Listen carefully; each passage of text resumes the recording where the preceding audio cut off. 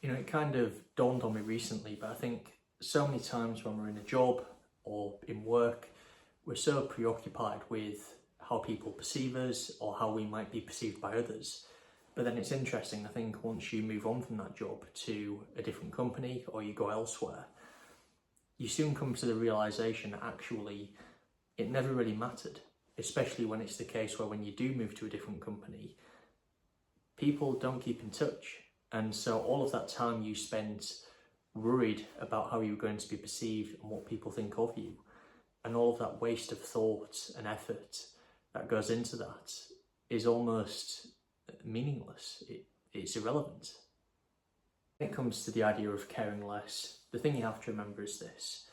When you get to the end of your life and you're lying on your deathbed, you're really going to have two different realizations. One is that you are proud of the work you've done and actually content with the decisions that you made.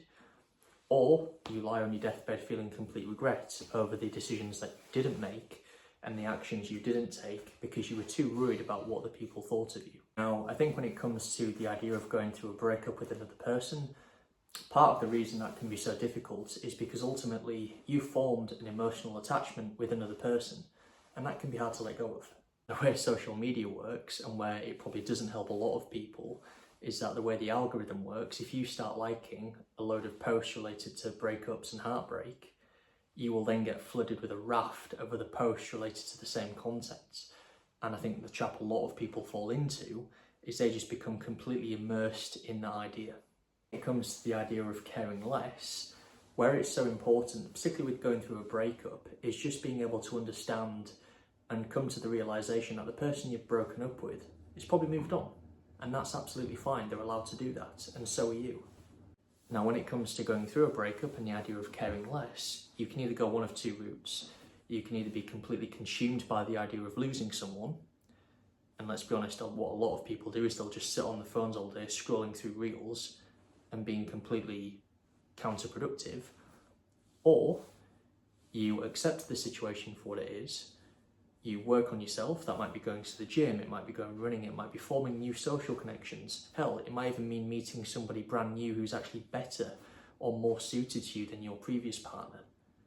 Or it might even be just continue to work on yourself generally, whether that's progressing your career, starting that business that you always wanted to start up. It's completely an open field. Ultimately, caring less when it comes to a breakup will allow you to be mentally free. It will allow you to commit to actions that will help better you as a person, whether that's socially, whether that's financially, whether that's just having the autonomy to go out and do the things that you want to do, whether it's starting a business, whether it's going to the gym more, whether it's actually allowing yourself to meet new people. Caring less will allow you to be mentally freed. Those of you who come from a sporting background, when it comes to the idea of caring less, that's actually quite key to achieving high performance in many sports. Now, a term many of you might have heard, particularly when it comes to sports, is the idea of flow state. The idea of flow state is that you practice a certain movement or a certain sport over such a long period of time that you no longer have to consciously think about it. It just becomes an unconscious response. So if I use my own experience when I did athletics in years gone by, I often found that the performances where I was at my best was when I would enter the competition and just not really care, just be in a free-flowing state of mind.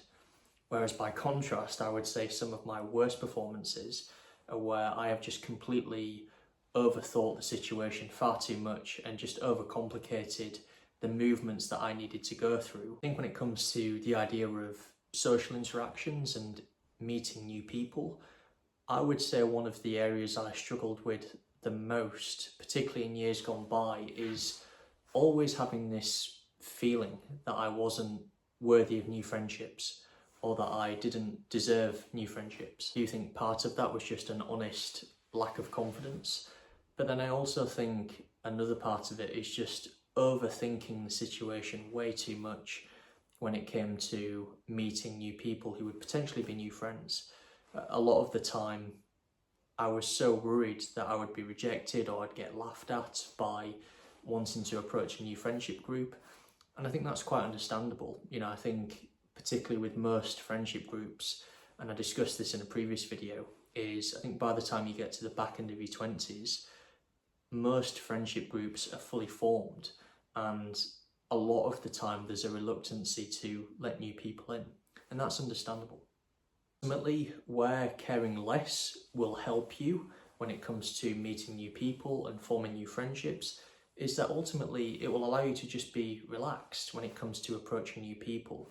You won't overthink the situation, you won't come across as tense or anxious, and let's be honest, people will be more inclined to want to get to know you a little bit more and want to form that friendship. And ultimately, it's no different with the idea of pursuing a potential relationship. If you come across as relaxed, you come across as genuine, and you come across, most importantly, as just being yourself, people are more inclined to want to get to know you a bit more.